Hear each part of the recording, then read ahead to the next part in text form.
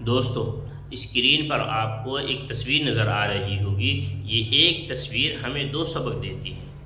سب سے پہلا سبق یہ ہے کہ اگر آپ کا رشتہ حلال طریقے یعنی نکاح کی صورت میں ہوگا تو آپ کو اس رشتے پر نہ ہی کوئی خوف ہوگا نہ ملال ہوگا، اور آپ پورے اعتماد کے ساتھ اس رشتے کو دنیا کے سامنے ظاہر کر سکیں گے، اور نہ ہی کبھی آپ کو اس رشتے پر کوئی خوف ہوگا نہ کوئی شرمندگی ہوگی۔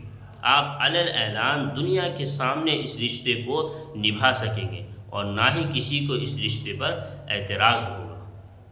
دوسرا سبق ہمیں یہ تصویر دیتی ہے کہ اگر آپ کا رشتہ حلال طریقے پر نہ ہو، گرل فرینڈ بوائے فرینڈ کی صورت میں ہو، تو ہر جگہ آپ کو چھپنے چھپانے کی جگہ تلاش کرنی پڑے گی۔